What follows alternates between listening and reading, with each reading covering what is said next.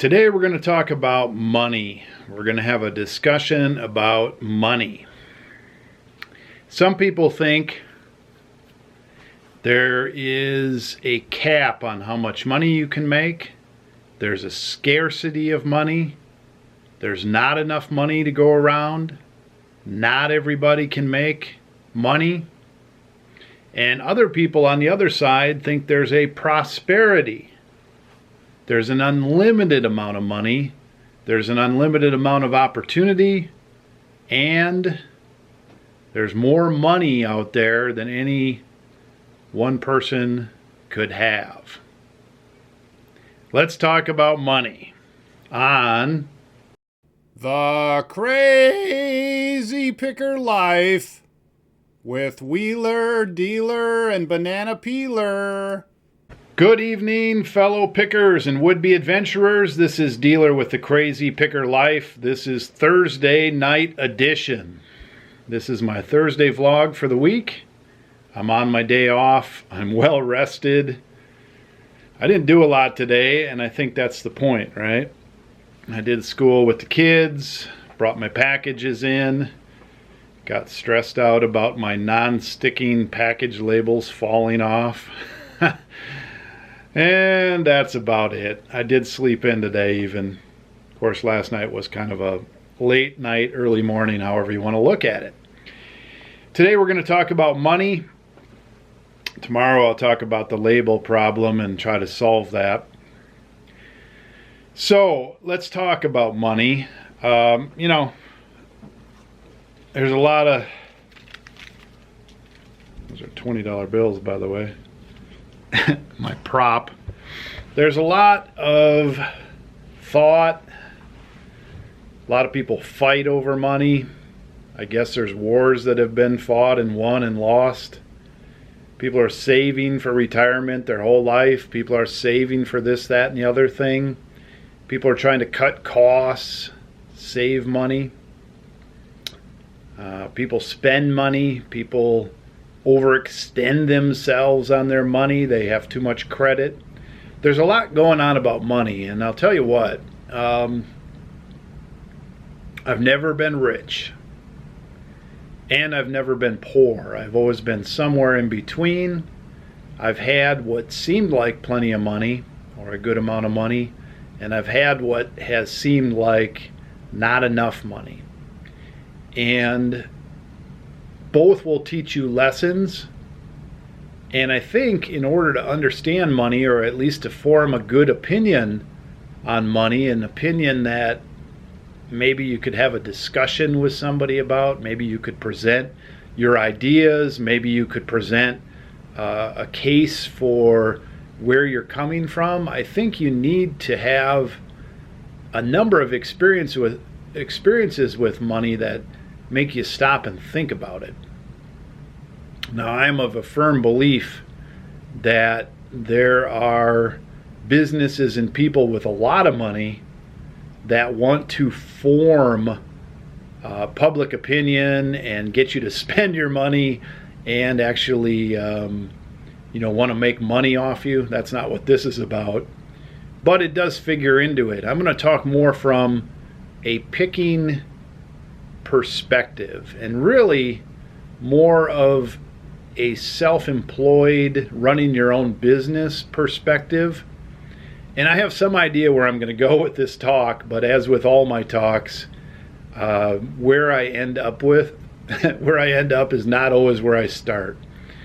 And I can come into a talk with notes, or I can come into a talk with an idea, and it really doesn't matter. I end up somewhere else anyway. So if this talk hits you, then that's good. If it sort of hits you, then that's all right. If it doesn't hit you, I'm sorry about that. I'm going to check my watch once in a while. I don't want to miss supper. I've got maybe 20 minutes and I have to hightail it out of here, so I've got to keep on track. Oh, let's see, where to start. Well, there certainly are distinct types of people. When I grew up, I came from a family that had two working parents. they had both come from entrepreneurial type families. One was a farming family, one was a building houses carpenter family, and before that, my great grandfather ran a junkyard and sort of a salvage type business. Among some other things, boy, he just seemed to live a not care about anything life. I'm not sure if he ever worked for anybody. He was a character. I may go down in history to my kids and their kids as a character too. I have a feeling that might be it. So my parents both had jobs where they worked for somebody. They both went to 2-year college, I believe. My dad for designing, senior designer is what he ended up doing. He designed lawnmower parts and clutches and brakes and things like that for the lawnmower field. My mother started in nursing and worked as an RN and ended up running her own business as a naturopathic doctor, teaching people about health. And I was involved in the health food business. We developed a store and a bunch of things that went with that, and that was that. We, growing up, started out with, we always had enough money. We were middle class, but early on, my parents really didn't borrow a lot of money. They just had, junky cars and a lesser place to live and cheaper vacations. As time went on, they made more money and they had nicer cars and a little nicer house and a little nicer vacations. They always bought things for us kids, but from an early age, partially because I think I was encouraged and partially because they were both working and I needed something to do, I learned how to make money early.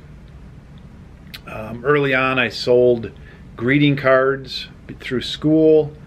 I caught and sold fireflies to some company that paid for that. I had paper routes. I had candy stores for the neighborhood kids where I would go buy candy in bulk and resell it and make a few pennies on each purchase. I sold magazines. I sold newspapers within the newspaper route, new subscriptions. I detasseled corn. Eventually, I started getting jobs like dishwashing and bussing tables and a little bit of waitering. I got into the factory world. I got into the carpentry world. I got into the selling world, sales. I got into the engineering side of things, safety inspection. I cleaned carpets. I stocked shelves. I learned about and then helped run my parents' business, and eventually that led to running my own businesses and some other positions to fill in working for other people. I've had lows with money. My lowest point with money was probably $100,000 in debt. That was not good. That took like 10 years to get out of. Boy, you learned something there. I also thought that I was doing really well one time when I had a lot of things. But in reality, I had a lot of things. I had a good income. And I had some debt, and when the income stopped, the debt was still there, the payments were still due, and that was a problem. The things slowly evaporated as I had to back out. People wonder why I moved to Kansas. People wondered how I started this business. People wonder how we succeed at this business. It's all a conglomerate of experiences, a little drive, some luck, hard work, make your own luck, taking a few risks, understanding how I feel about money, and just time, doing things repeatedly, doing the right things repeatedly and learning from them. So I can't talk necessarily about scarcity from a standpoint of personal experience, but there are a lot of people, including some in my life, that operate from the position glass half empty. You know, you got a glass, it's full of whatever, let's just call it orange juice, and you drink half of it, and there's half left, and they start stressing about it, right? The glass is now half empty. What do I do? If I keep drinking, that glass is going to continue to go down until there's nothing left. And then what? Oh my goodness, we're out. The glass is empty. What if we don't have any more in the fridge? What if I'm still thirsty? What if, oranges crop fails this year and we can't get any more? What if it's $6 a gallon instead of $1.29? Will I be able to afford it? All kinds of stress comes from that scarcity mindset. Glass half full. Other people say, glass half empty. Other people operate from the standpoint of the glass was full, they drank half of it, it's still half full. Hallelujah. I've got half left. Wonderful. I get to enjoy another half glass of this wonderful orange juice. Glug, glug, glug. Oh, it's a quarter full. Well, hey, I've got more left. And even they take that even further. I know I've got half a gallon in the fridge. I know I can go get some more at the store. Heck, if they're out of orange juice, I'll get grapefruit juice, tomato juice, water. There's no problem. I think it's an attitude thing. I think attitude's wrapped up in there. Money's the same way. Some people, they got a $20 bill in their wallet and they look at that a couple times and they're like, I can't spend it. I can't spend that $20 bill. Oh my goodness, if I spend 10 of it on a coffee and I buy my buddy Joe a coffee, I'll only have 10 left. 10 left, what can I do with $10? I've only got 10 left. I wouldn't be able to spend that on hardly anything. And if I get down into that 10, oh my goodness, I could just have $1 in my wallet. Then what am I going to do? So they stress all the way down on that $20 bill. Other people might have a $20 bill in their wallet and they're like, well, I could spend that. Let's weigh what I'm going to get for that. I could spend it on this. Something comes along, I could spend it on that. There's less stress. The $20 bill is out of their wallet. They got nothing in their wallet. They go get more. They don't worry about that disappearing $20 bill as much. They don't crunch it down to, oh my goodness, it's done and that's it. I don't know if I'm relaying this correctly, but there's certainly two attitudes with money. One is a scarcity attitude where there's just so much, My paycheck is $400. That's it. I got to live off that. End of the week, Friday, I get my paycheck. It's $400. I go shopping for groceries. I've got $300 left. I got to get some diapers for the kids. I got to get a couple pairs of jeans. I've got to get dinner on the table. We're going to get pizza tonight. We're down to $200. $200, I got to fill the tank of, in the gas. I got to put gas in the car. A bill came. Oh my goodness, electricity, $70. I got to pay that. That's got to get in there. Otherwise they'll turn the lights off. Now I'm down to $100. $100?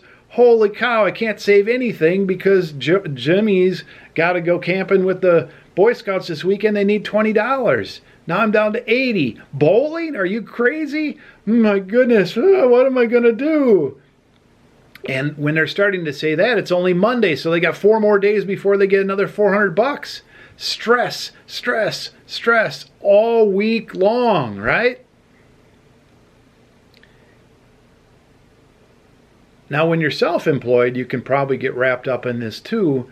But on the other side, the unlimited mindset says, okay, I've got bills to pay. I've got $400. I just beat that down all weekend. On Monday, I've only got 100 left. Instead of getting stressed about it, their mind starts going like this. I only have $100. What am I going to do next to make more money? What am I going to do next to sell something? Okay, if I'm in an eBay business, I put my items on sale. I can generate some money today. I've got those 3 things in the back that I hate to list. I'm going to go list those.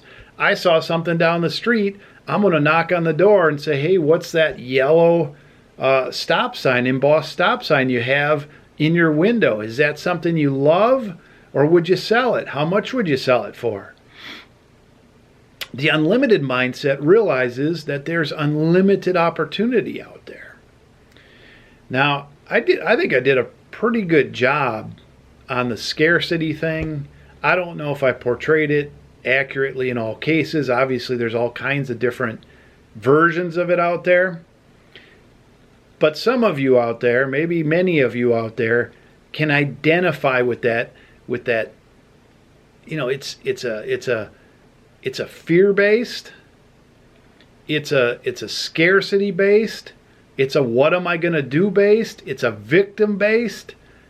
That whole scarcity thing is like you're penned in to a certain pay, dollar amount, what you can spend, what's going to be left, and the stress level just continues to go on and on and on. Now, I've had little money, and I've had a lot of stress because of it, and I think it beat me up enough where, A, when I could do something about it, I did something about it, so I work hard.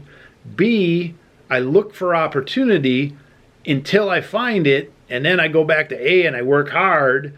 C, I don't want to ever go back to that position again, so I A, work hard, and B, I look for opportunity all the time.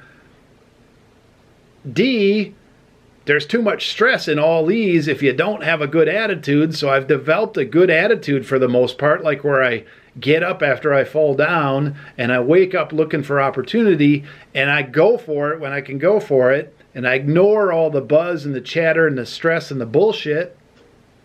And then E, gosh, we got A, B, C, D, E, 5 fingers? You can count to 5, but how many people do A, B, C, D, E? E seems way out there. E, how do you get that good attitude? Well, I distance myself from all the stuff that will drag you down, right?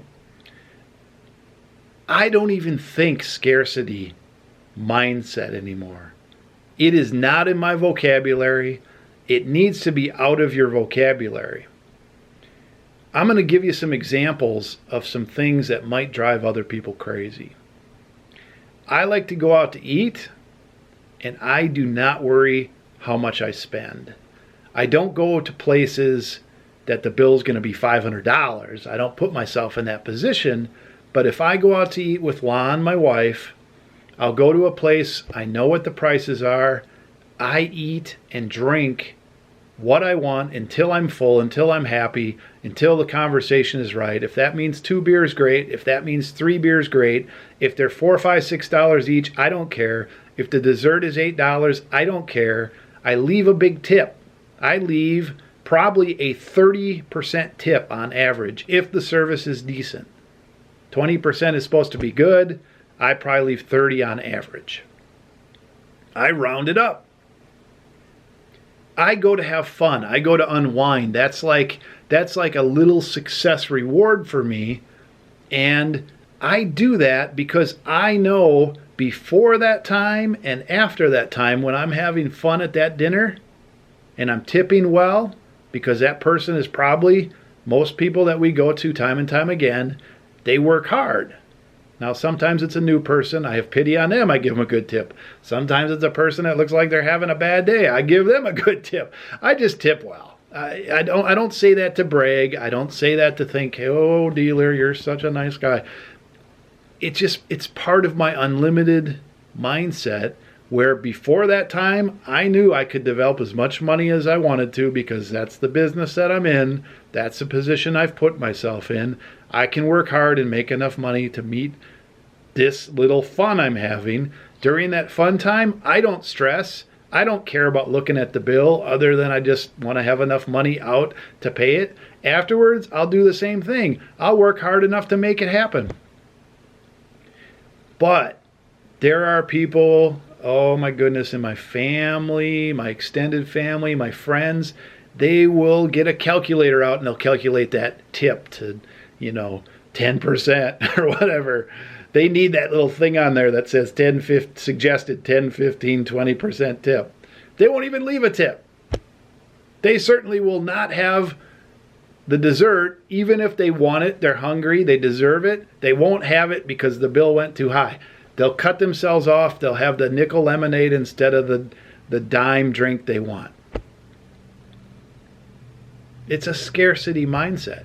Now, I realize some people, including some of you watching, are in a position where you cannot go out and spend $60, $80 on a meal for two, right? 100, we've done that. Sometimes 40. Okay, I realize some of you are not in a position, but I'm telling you, it is not where you're at. If it's limiting, if your lifestyle is limiting, you need to open your mind up and start thinking more unlimited. Let's get some examples on what you can do in your business to think more unlimited, okay? Win-win. And this talk is just turning into a rant. I just hate scarcity mindset. Now, I am not about this prosperity, pie in the sky, everything is great, fake bullshit either, okay? I'm not into that. I'm into reality. Where you're at is where you're at. If you're in debt, you got to take care of the debt. If you're in a scarcity mindset, you need to work yourself out of that. If you have lots of expenses, you need to lower some of those expenses, at least temporarily, to match your income, and then you need to get an unlimited mindset and get out of that. If you want to. Some people want to exist wherever they're at. Some people find that's their level of stress. That's their level of output. I'm not against that either. I'm just telling you how I operate now. I'm going to how I operate. I believe firmly, because of my experiences and what I've done and my attitude and my mindset, that on almost any given day picking, I can find unlimited good stuff. Now, what do I mean by that? I mean, if I start early in the morning somewhere where I've decided to go, I have some idea where I'm going, I can go through the motions of going through these places. I can pay attention all the way along that day. And if it takes till noon, I'll go till noon. If I haven't found enough stuff, I'll go till 3 o'clock. I've already told my spouse, my wife Lon, whoever, they already know I'm not coming home until I have the stuff. And I just keep going. I'll go until it's dark. I'll go until 10 o'clock at night until the last thrift store closes. That's how we used to do it if I don't find the stuff. Now lately, I don't know exactly why, but lately we tend to go out, we go someplace, by 2 o'clock in the afternoon, we got enough good stuff. So we're getting better at it. But early on, unlimited mindset told me that if I keep looking, if I keep going to the right places, or any places, better, the better place, the better. If I keep going, sooner or later during a day's time, I'm going to find the score of the day, the stuff of the day, the stuff I need. And I would just keep pushing it until I found it. It was an until thing. That's what prosperity mindset is. Prosperity isn't, hey, that lottery ticket's going to fall in my hand. Prosperity is, I'm going to go until. Now that's a lot different than going to a job and punching in at 8 a.m. and punching out at 4. And then that's it. Now today I took the day off. It's a Thursday, for goodness sake. How many people that have jobs can just say, all right, I'm just going to start taking every Thursday off, and they run it by their boss, and their boss goes, no. We need you here. you know. But if I need to turn that back on again because I feel prosperity is there and I need a little more prosperity, I'll get out and start working Thursdays. I did that for a long time until, right? When I go buy something from somebody, I don't want to screw that person out of their stuff. I want to make it a win-win. So if they say, I want $100 for that stereo receiver, I say, $100, is that your lowest dollar? And they say, yes. I'm not going to say, how about 80 then? Let me beat you up to 80. They already said 100. That's the win-win. They get 100, I buy it and make some money. But what I will do is I'll say, okay, I notice you also have those speakers. I notice you also have those beer lights. Whatever else they have, I will bundle it in. I will make my deal better, but they're already winning. We'll just keep winning. It's a win-win. I might not have, made money or good money if I just bought their $100 thing, but I will attempt to make it a win-win for both of us. I got in the door with the 100. Prosperity theory. If I sell that receiver, they just tested it in front of me. It's a good receiver. If I sell it for $150 plus shipping, after expenses, I'll make $20. Whoop-de-doo, $100, $20 profit. That's not that great. But I just bought beer lights and I just bought the speakers that go with it for another $100, and I'm going to make $150 on that. See? Win-win. But that's prosperity thinking. I could have got into a scarcity thought pattern with these people. They could have said 100. I'm like, 100 doesn't work for me. And then I get all into that and they get all lockjawed and we're like trying to haggle down to 90. They don't want to go. I don't want to go above 90. 90's my dollar. 100's their dollar. I don't even see the frickin' beer lights. I don't even ask them, do you have any speakers to go with this thing? We don't even get beyond that. It's like lockjaw. It's like scarcity. It's like, this is all we got. This is all we can deal with. We can't see the deal. Unlimited mindset allows me to look beyond. And I do it all the time. And it is what sets us apart. It's what sets all the good sellers, buy-in sellers, apart from the bad ones. We're not lucky. We're unlimited thinkers. We're prosperity thinkers. We're win-win thinkers. We're good attitude thinkers. That's the difference. If I need more money next week, I can figure out how to get it. I just have to work a little smarter. I just have to turn some volume up on some things. To put that even farther, scarcity, this is my last point. I gotta stop for today. I'm gonna talk about this some more because this is important. Scarcity is like a big ball of tinfoil with a mean person going, they're trying to get everything out of that ball of tinfoil. But as they do it, all it does is get smaller and smaller and smaller and smaller. Pretty soon you got this little knot of shitty tinfoil that you can't do nothing with.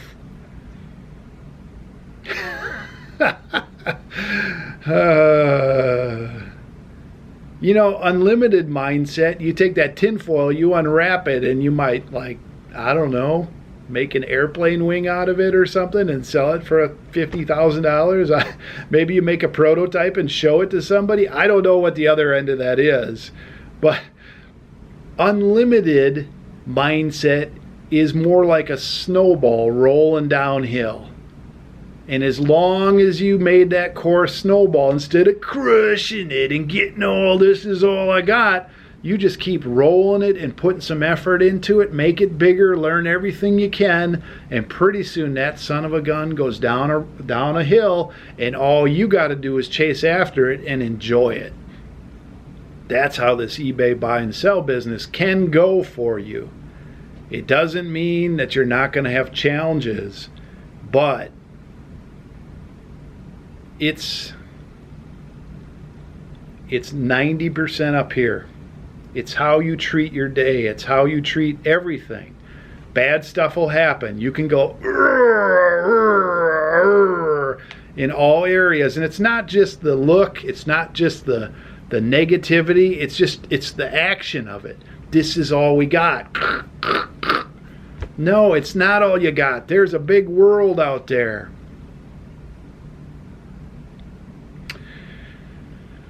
I gotta go get some supper. I hope this was of value to you. I don't know. Sometimes I don't know. This talk ended up completely different than I thought, and I guess that's the fun of it. That's what keeps me interested in the big picture of this whole daily vlog YouTube experiment, right? Never know what you're going to get out of it. Thanks for watching. I appreciate all your comments. I read them all, whether I understand them or enjoy them or don't understand them or just shake my head at them. I read and enjoy them all. I read them all. Let's just back it up. I read them all, and there are good ones in there. I appreciate those as well. There's some I just don't understand. And we do like thumbs up. And if you haven't subscribed and want to hear more, do subscribe, double subscribe, whatever it takes to get notifications that we have more coming out. This vlog comes out daily until further notice. At this point, it comes out daily forever. Thanks for watching. Pick well, list often. Dealer out. Hey, Wheeler. Dealer Production.